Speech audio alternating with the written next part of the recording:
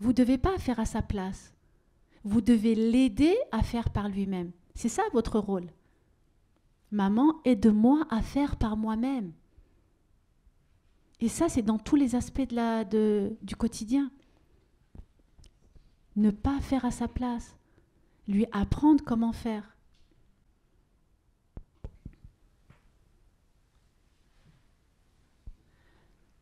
Donc, il a besoin de sécurité.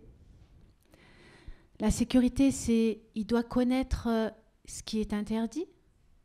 Il doit connaître aussi la frustration, c'est normal. On ne doit pas tout lui céder, mais il y a une manière de le faire. Donc, il doit connaître la frustration pour savoir qu'à des moments, il y a des choses qui ne se font pas. La frustration, elle est bénéfique. Les règles et les limites le sécurisent. Il a besoin d'avoir des limites. Il a besoin de savoir où il va, où il ne peut pas aller. Sinon, si c'est ouvert, open, ben, c'est là qu'il ne va pas être bien. C'est là qu'il va développer des comportements qui sont inappropriés.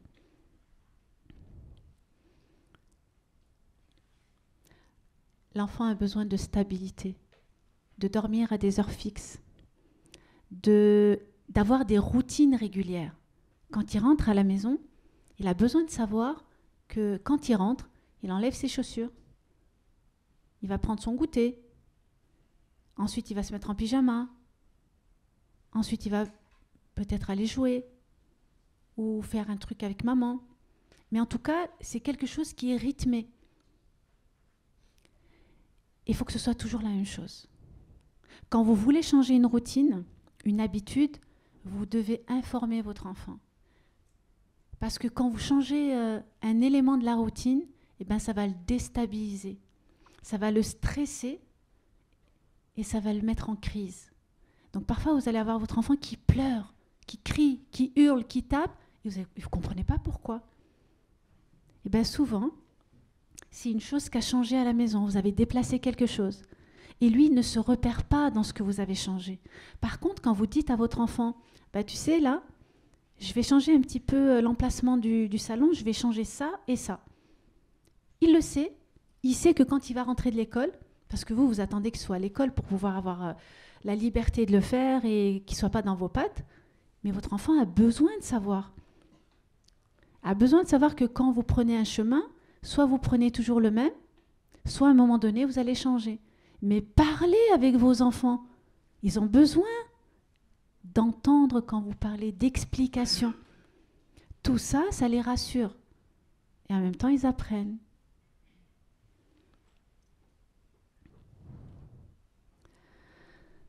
Alors, quand on parle de routine, il faut qu'il y ait des routines au lever le matin, au moment du repas, quand on se lave, quand on s'habille. Il faut que ce soit quelque chose qui soit précis pour qu'il puisse le reproduire de manière automatique. Donc vous le faites, vous n'avez pas besoin de faire 10 000 gestes. Hein. Choisissez toujours des gestes qui sont simples, précis, pour que votre enfant l'imprime et le reproduise.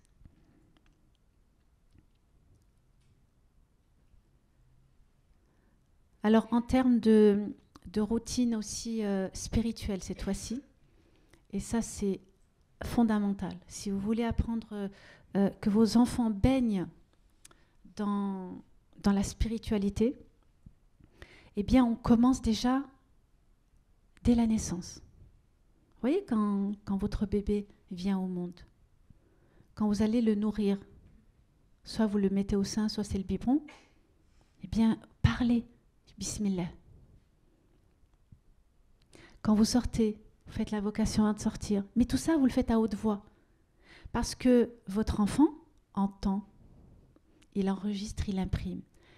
Ce qui est formidable, c'est qu'entre 0 et 6 ans, ils ont cette capacité d'absorption d'informations, d'absorption de leur environnement sans faire d'efforts. Ils perdent cette capacité à partir de 6 ans. À partir de 6 ans, ils sont obligés de déployer des efforts pour obtenir une compétence. Alors qu'avant, c'est quelque chose de facile et de simple. C'est pour ça qu'on doit profiter de ces moments-là pour leur donner le maximum. Donc, les adhkar, c'est vous qui devez les dire à haute voix.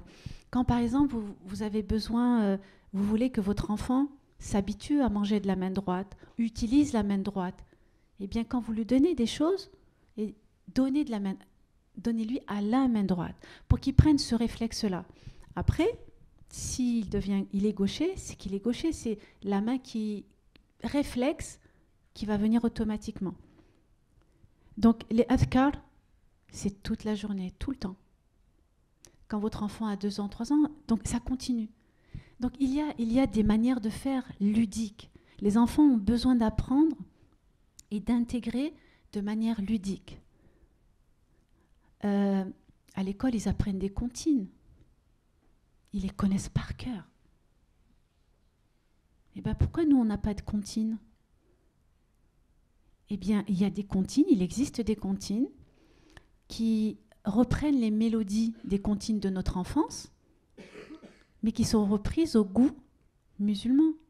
Oui, et les enfants adhèrent à 100% et ils ont une gestuelle qui fait que ils aiment ça, ils adhèrent.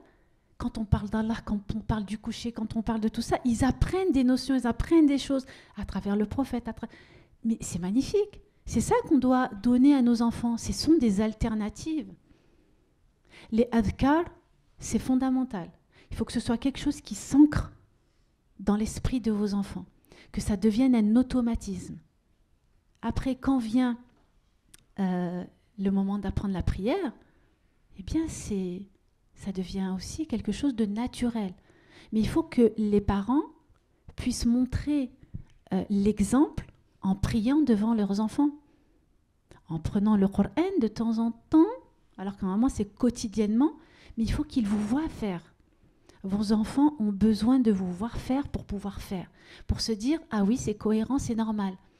Les enfants de 0 à 6 ans, ils ont besoin de voir quelqu'un de plus grand qu'eux pour pouvoir se projeter à se dire « Moi, plus tard, je serai comme ça ». C'est pour ça que c'est important. Vous êtes une image incroyable d'exemple. Donc si vous faites, ils feront. Mais tout dépend de la manière dont vous allez faire. Donc tout ça, c'est important. Je ne sais pas si j'ai encore du temps ou c'est bon. Justement, c'est bon Dalila, j'allais te dire qu'on arrivait... J'avais terminé. Tu as terminé ? Oui. Barakallahu fik. Alors ce que je propose, c'est que on fasse une toute petite pause, une dizaine de minutes, pour permettre à ceux et celles qui doivent encore accomplir la prière de le Maghrib de le faire. Vraiment très très court. Et ensuite, on reprendra directement pour la session de questions-réponses. Et ce pourquoi tout le monde est venu, les crêpes qui attendent, Inch'Allah,